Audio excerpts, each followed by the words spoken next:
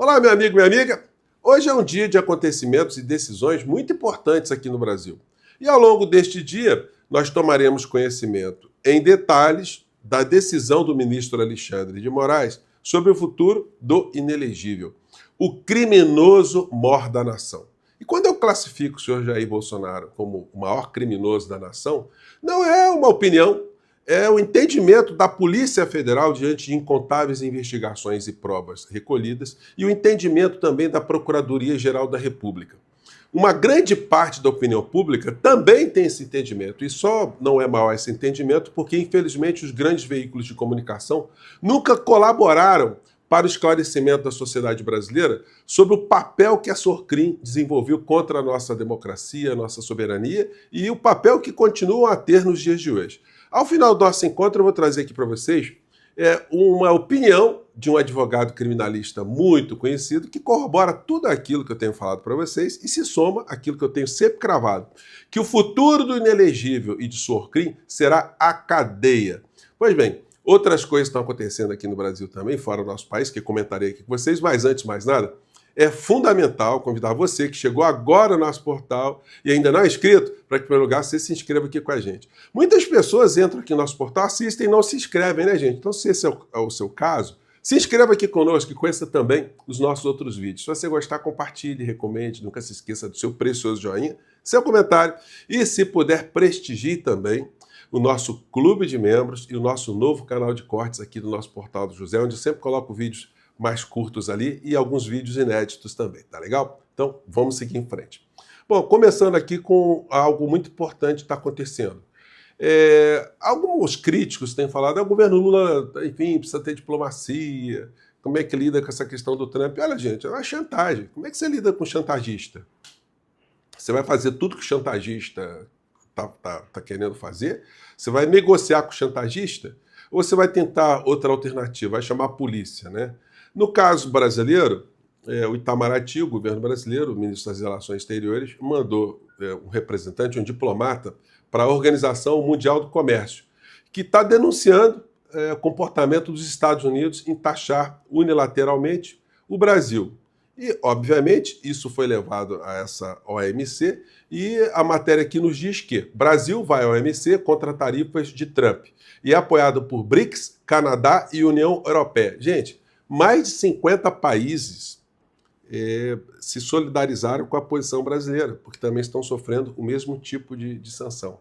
A representação dos Estados Unidos disse, não, nós estamos aqui, estamos defendendo os trabalhadores americanos e nós estamos dispostos a fazer contratos ou tratados bilaterais. Ou seja, explodindo uma relação civilizada, comercial que o mundo desenvolveu em décadas ou em séculos, explodindo isso para colocar as coisas apenas num plano bilateral. Então, é muito importante que o Brasil esteja recebendo a solidariedade da comunidade internacional inteira. Isso não é pouca coisa. Então, só para mostrar que existem coisas que estão sendo feitas no campo diplomático também. Moraes pode decidir nesta quarta-feira sobre respostas de Bolsonaro por descumprimentos de medidas. Veja alternativas. Gente, como eu tenho falado aqui com vocês, o ministro Alexandre de Moraes, ele tem que ter um sangue frio muito grande, porque ele está lidando como se ele fosse um enxadrista, que é um jogo muito complexo, um jogo de muita inteligência, mas ele não está com um adversário apenas do outro lado. Ele está com adversários inescrupulosos, bandidos, criminosos, falsários e também grandes grupos econômicos que estão por trás de muitas atitudes e grandes grupos midiáticos que estão fingindo que não está acontecendo absolutamente nada.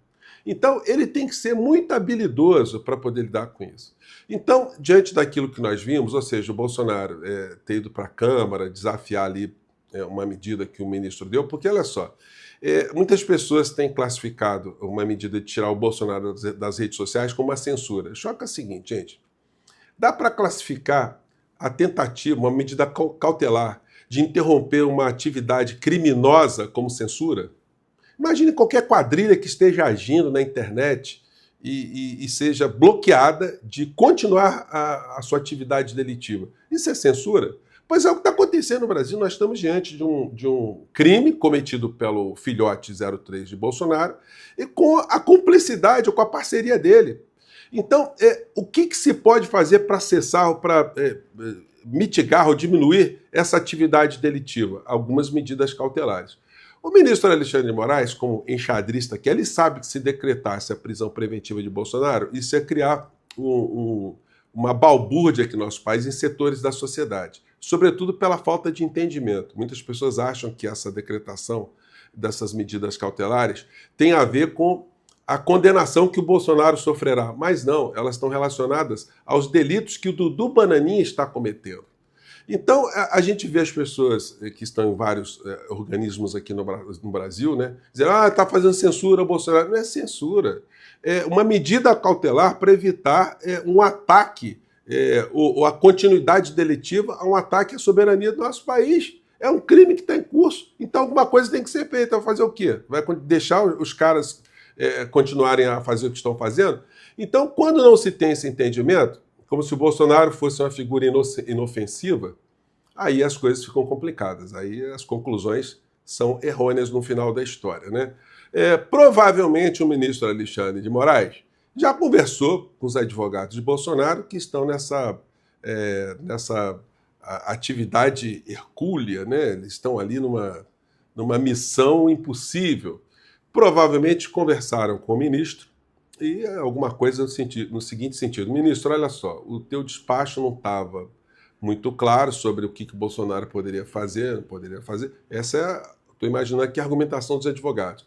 Nós prometemos aqui que o criminoso que a gente defende não mais fará isso que ele está fazendo, a gente pede para o senhor não decretar a prisão preventiva dele, tá legal? E se ele cometer algum delito, o senhor pode mandar prendê-lo e a gente sai, o senhor nunca mais vai ver a gente aqui no tribunal defendendo essa Orcrim. Isso rola nos bastidores, são os embargos auriculares, né? As conversas que chegam até os ouvidos.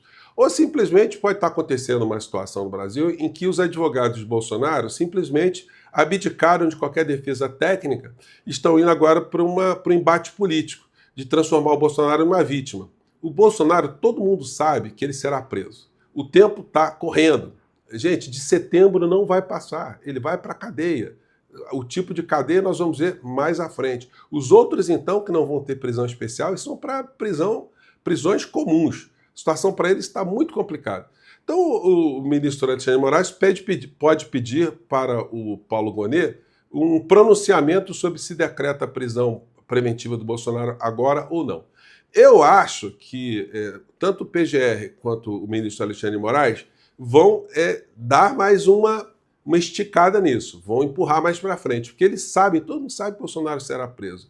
E prender o Bolsonaro agora pode estar fazendo o jogo do Bolsonaro, o jogo de criar um ambiente que ele está sendo perseguido, que ele é a vítima. Então, é um jogo de xadrez. Isso com elementos externos muito fortes aqui contra o Brasil, como eu mostrei aqui para vocês. Então nós tomaremos conhecimento. O meu palpite é que o Bolsonaro vai abaixar o facho, porque se ele não baixar o facho, aí sim. Aí, com a reiterada conduta, ele vai para o chilindró, aí não tem escapatória, não tem o que fazer. A justiça será obrigada a fazer isso. O ministro Alexandre de Moraes será obrigado a fazer isso. Em que pese existam fucks no Supremo, né? Gente, que eu comentei com vocês com muita satisfação, ouvi reproduzido na coluna do Reinaldo Azevedo.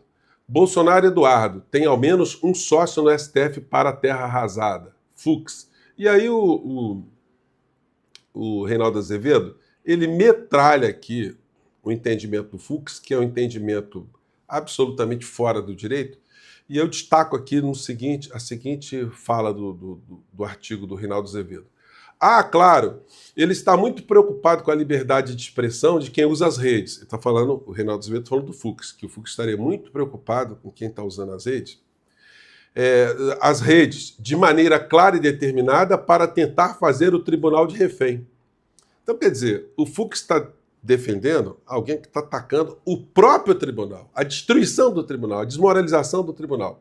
Como se nota, ele próprio não se sente nessa condição, identifica-se com os sequestradores. Ou seja, como o Fux não está sendo atingido pelo governo norte-americano, então o entendimento dele fica confortável, né? Ele está mais identificado com os criminosos do que com a justiça, com a corte, né?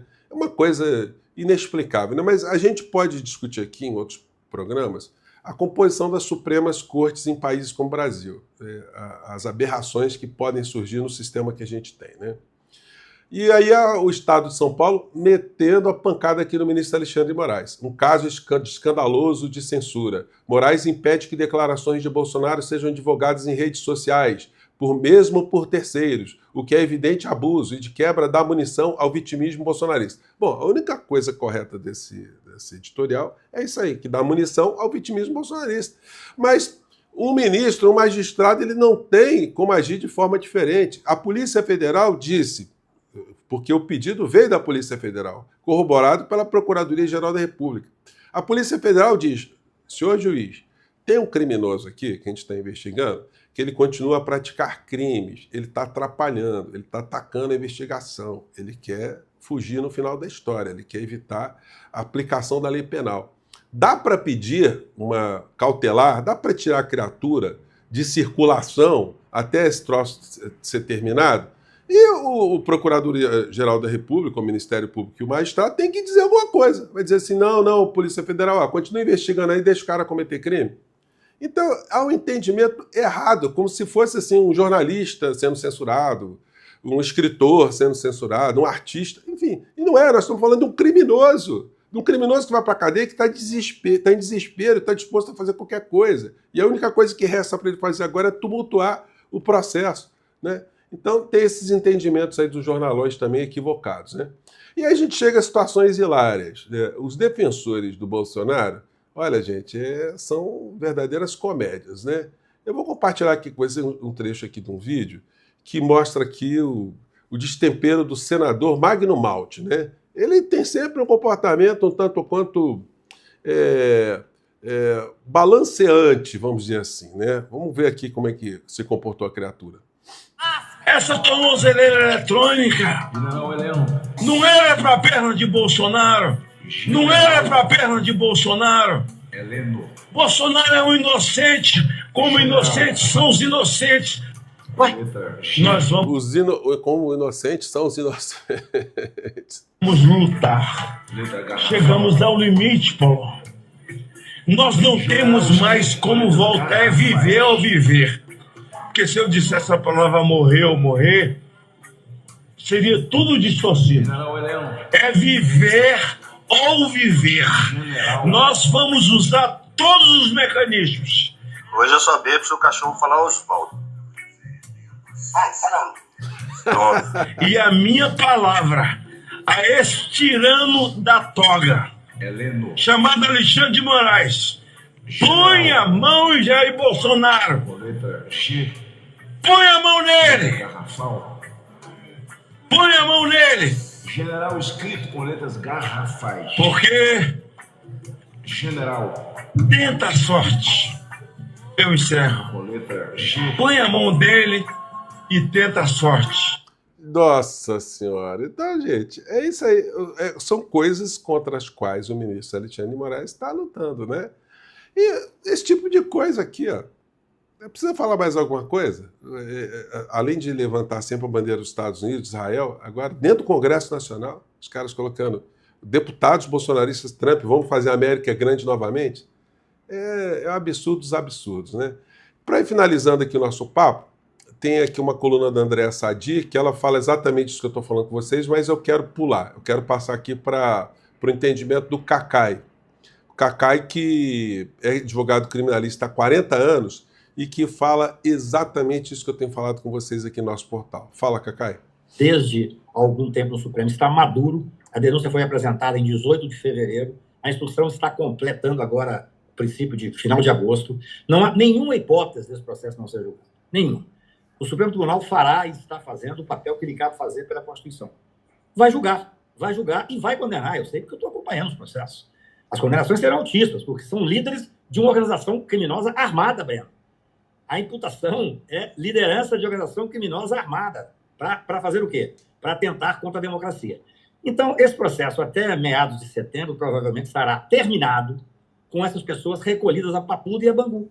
Assim é que funciona. Assim é que vai funcionar. Eu não tenho uma dúvida. Claro, o que nós estamos vendo, e eu vejo com certa preocupação, é uma tentativa de criar um fato novo. Eu acho até que, nunca vi isso em 40 e tantos anos de advocacia criminal, acho que Bolsonaro, seu filho e mais os bolsonaristas mais ferrenhos estão tentando criar um fato novo, que é a prisão do Bolsonaro.